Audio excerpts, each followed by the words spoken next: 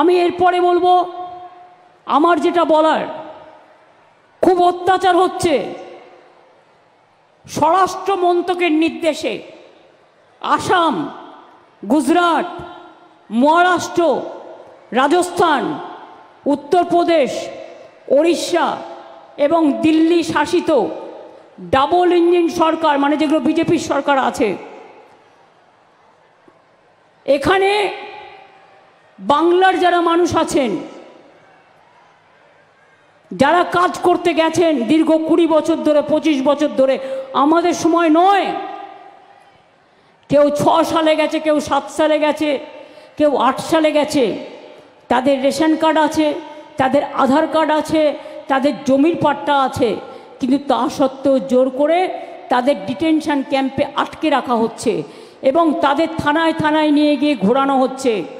আমি কালকেই বলেছিলাম না, ওই বাচ্চাটার কথা আমি বলেছিলাম, ওদের কালকেই সব একটার পর একটা থানায় নিয়ে যাওয়া হয়েছে। আমি কাল মিটিংয়ে দাঁড়িয়ে বলেছিলাম, রেকর্ড চেক করুন, এবং ওদের থ্রেট করা হবে। হয়েছে সেটাই।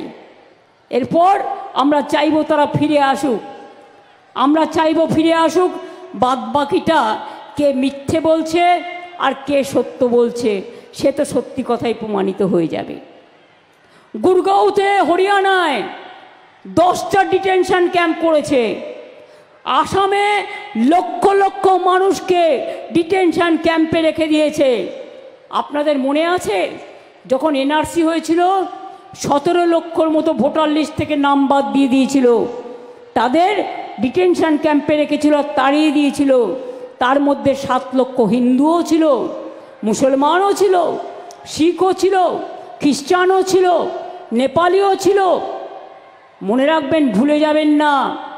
আজকে প্রত্যেকে ভোটার লিস্টের নাম তুলবেন নতুন করে।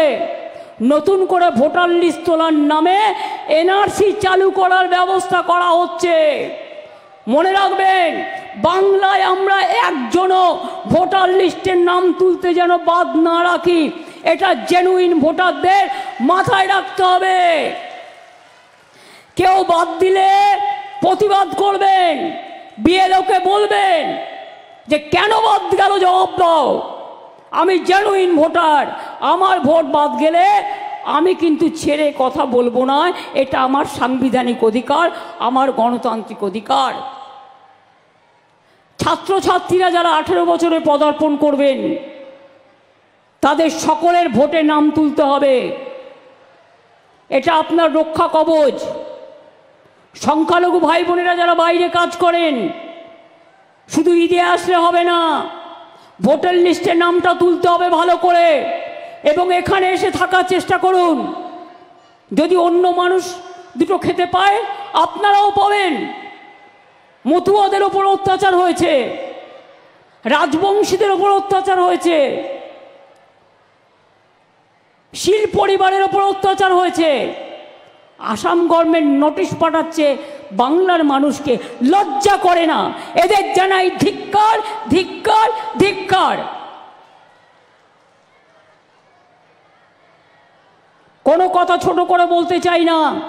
বাংলা বাঁচে কারো দয়ায় নয়, বাংলা স্বাধীনতা আন্দোলনের জন্ম দিয়েছে, বাংলা নবজাগরণের জন্ম দিয়েছে, বাংলাদেশের জাতীয় সঙ্গীত দিয়েছে, বাংলাদেশের ন্যাশনাল সং দিয়েছে, বাংলাদেশের জয় হিন্দ স্লোগান দিয়েছে। আর বাংলা রবীন্দ্রনাথ ঠাকুর, বিদ্রোহী কবি নজরুল, একেবারে নেতাজি সুভাষচন্দ্র বোস থেকে, ঈশ্বরচন্দ্র বিদ্যাসাগর থেকে, রাজা রামমোহন রায় থেকে, ক্ষুদিরামের কথা মনে আছে? ফাঁসি মঞ্চে যাওয়ার আগে বলেছিলেন, একবার বিদায় দে মা, ঘুরে আসি, হাসি হাসি পড়ব ফাঁসি, দেখবে ভারতবাসী। তখন তোমরা কোথায় ছিলে? ইংরেজদের দালালি করছিলে? তখন তো তোমাদের দল জন্মগ্রহণও করেনি। কোথায় ছিলে? যারা দেশের জন্য দিয়েছে বলিদান, আর অত্যাচার করে, ভাষা সন্ত্রাস করে এটা দিচ্ছ তোমাদের প্রতিদান। মানব না। মাথায় রাখতে হবে, আমাদের মাথায় রাখতে হবে, বাংলায় যা আছে কোথাও নেই। বাংলার মেধা সারা পৃথিবীকে চালায়। তাই মনে রাখবে, গুজরাটের লোকেদের আমেরিকান প্রেসিডেন্ট কোমরে দড়ি পরিয়ে শেকল পরিয়ে নিয়ে আসে, বাংলাকে নয়। কারণ বাংলা ছাড়া চলে না।